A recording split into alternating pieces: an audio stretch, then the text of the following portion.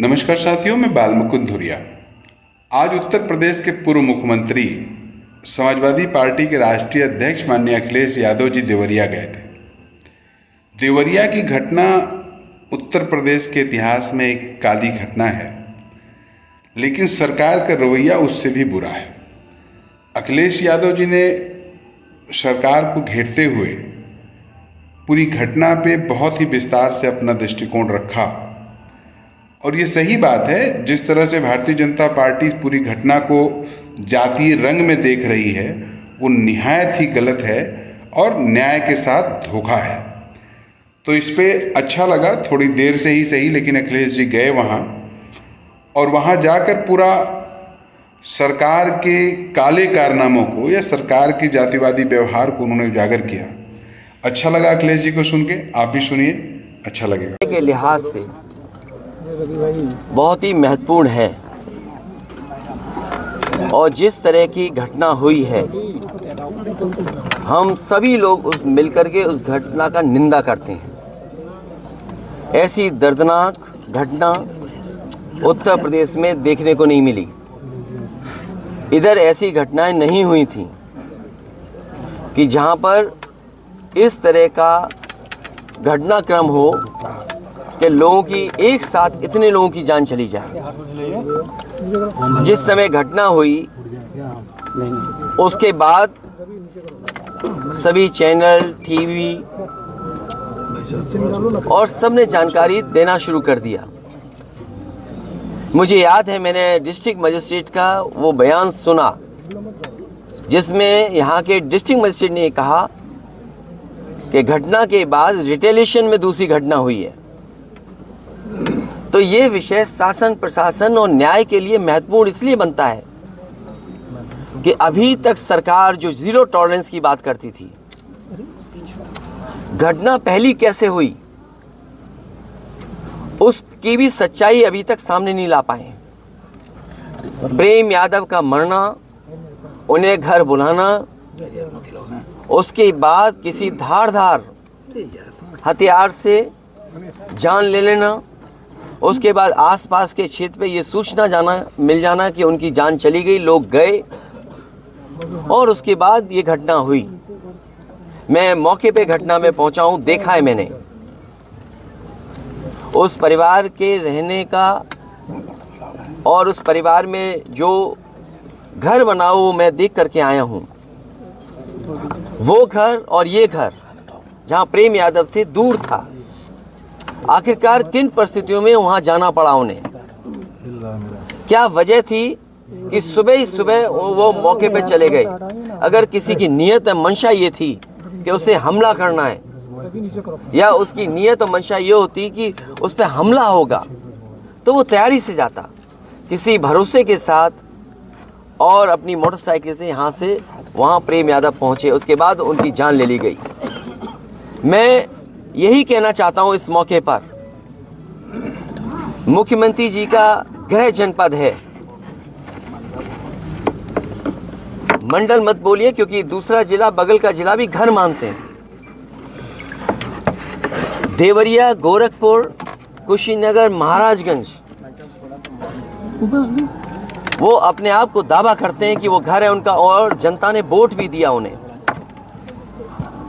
लेकिन zero tolerance वाले लोग इस तरह की भेदभाव फैलाएंगे, इस तरह की घटना होने देंगे, और फिर उसका राजनीतिक लाभ लेना चाहेंगे आप। ये जितनी भी तस्वीरें आई हैं, जो बीजेपी के नेताओं की आई हैं तस्वीरें, मैंने देखी हैं, और लोगों ने चर्चा की उन तस्वीरों को देख करके। बीजेपी के लोग घटना से राजनीतिक लाभ लेना चाहते हैं। मैं उन्हीं बीजेपी के नेताओं से पूछना चाहता हूं कि जिस समय विकास दुबे उसकी गाड़ी पलटा करके इनकाउंटर किया था, तो क्या उसके परिवार के लोगों से आपने गले लगाया था, गले मिलने गए थे आप? और याद कीजिए वो जगह कानपुर देहात की, जहां एक पिता के सामने उसकी पत्नी और उसकी बेटी की जान ले ली बुलडोजर ने आग लगा करके। क्या ये बीजेपी के लोग उनके परिवार के लोगों से गला मिलाए लगे थे जाकर के?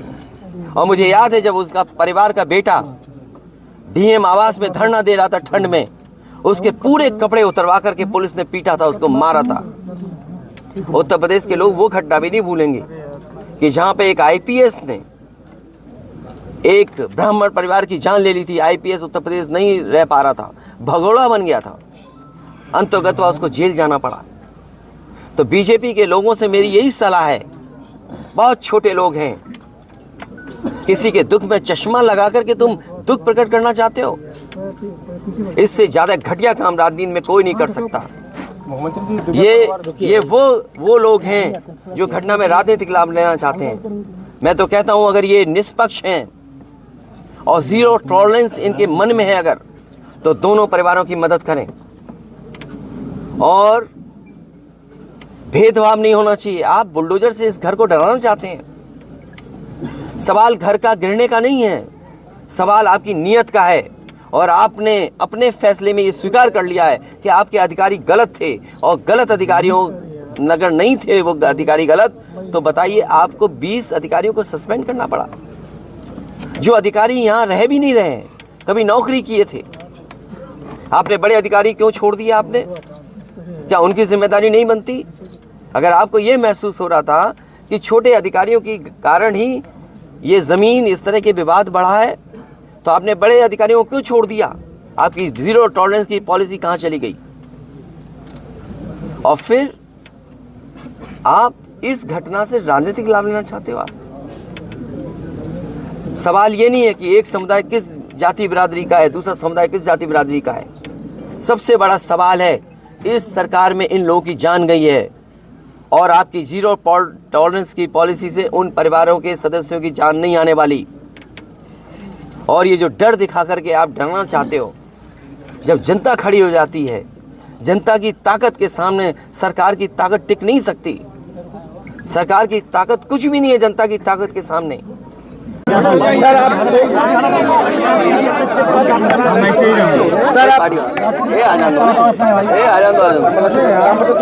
रामपाल खड़ा हो जाए, मनीष खड़े हो जाए, फैल जाओ ना, फैल जाओगे अच्छा रहेगा।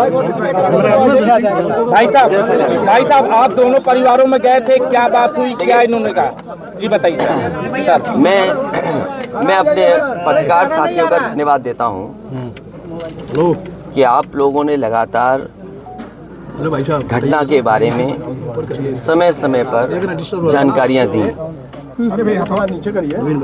देवरिया कांड शासन प्रशासन और न्याय के लिहाज से बहुत ही महत्वपूर्ण है और जिस तरह की घटना हुई है हम सभी लोग मिलकर के उस घटना का निंदा करते हैं। ऐसी दर्दनाक घटना उत्तर प्रदेश में देखने को नहीं मिली। इधर ऐसी घटनाएं नहीं हुई थी कि जहां पर इस तरह का घटनाक्रम हो कि लोगों की एक साथ इतने लोगों की जान चली जाए। जिस समय घटना हुई उसके बाद सभी चैनल टीवी और सबने जानकारी देना शुरू कर दिया। मुझे याद है मैंने डिस्ट्रिक्ट मजिस्ट्रेट का वो बयान सुना जिसमें यहाँ के डिस्ट्रिक्ट मजिस्ट्रेट ने कहा कि घटना के बाद रिटेलिएशन में दूसरी घटना हुई है। तो ये विषय शासन प्रशासन और न्याय के लिए महत्वपूर्ण इसलिए बनता है कि अभी तक सरकार जो जीरो टॉलरेंस की बात करती थी, घटना पहली कैसे हुई उसकी भी सच्चाई अभी तक सामने नहीं ला पाए। प्रेम यादव का मरना, उन्हें घर बुलाना, उसके बाद किसी धारदार हथियार से जान ले लेना, उसके बाद आसपास के क्षेत्र पे ये सूचना मिल जाना कि उनकी जान चली गई, लोग गए और उसके बाद ये घटना हुई। मैं मौके पे घटना में पहुंचा हूं, देखा है मैंने उस परिवार के रहने का और उस परिवार में जो घर बना वो मैं देख करके आया हूं। वो घर और ये घर जहां प्रेम यादव थे दूर था। आखिरकार किन परिस्थितियों में वहां जाना पड़ा उन्हें? क्या वजह थी कि सुबह ही सुबह वो मौके पे चले गए? अगर किसी की नीयत मंशा ये थी कि उसे हमला करना है या उसकी नीयत और मंशा ये होती कि उस पर हमला होगा तो वो तैयारी से जाता, किसी भरोसे के साथ, और अपनी मोटरसाइकिल से यहाँ से वहाँ प्रेम यादव पहुँचे। उसके बाद उनकी जान ले ली गई। मैं यही कहना चाहता हूँ इस मौके पर, मुख्यमंत्री जी का गृह जनपद है, मंडल मत बोलिए, क्योंकि दूसरा जिला, बगल का जिला भी घर मानते हैं। देवरिया, गोरखपुर, कुशीनगर, महाराजगंज, वो अपने आप को दावा करते हैं कि वो घर है उनका, और जनता ने वोट भी दिया उन्हें। लेकिन जीरो टॉलरेंस वाले लोग इस तरह की भेदभाव फैलाएंगे, इस तरह की घटना होने देंगे, और फिर उसका राजनीतिक लाभ लेना चाहेंगे आप। ये जितनी भी तस्वीरें आई हैं, जो बीजेपी के नेताओं की आई हैं तस्वीरें मैंने देखी हैं, और लोगों ने चर्चा की उन तस्वीरों को देख करके, बीजेपी के लोग घटना से राजनीतिक लाभ लेना चाहते हैं।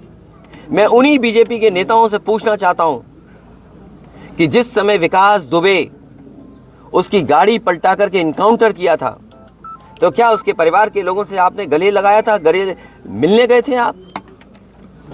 और याद कीजिए वो जगह कानपुर देहात की, जहां एक पिता के सामने उसकी पत्नी और उसकी बेटी की जान ले ली बुलडोजर ने आग लगा करके। क्या ये बीजेपी के लोग उनके परिवार के लोगों से गला मिलाए लगे थे जाकर के? और मुझे याद है जब उसका परिवार का बेटा डीएम आवास में धरना दे रहा था ठंड में, उसके पूरे कपड़े उतरवा करके पुलिस ने पीटा था, उसको मारा था। उत्तर प्रदेश के लोग वो घटना भी नहीं भूलेंगे कि जहां पे एक आईपीएस ने एक ब्राह्मण परिवार की जान ले ली थी। आईपीएस उत्तर प्रदेश नहीं रह पा रहा था, भगोड़ा बन गया था, अंतर्गत उसको जेल जाना पड़ा।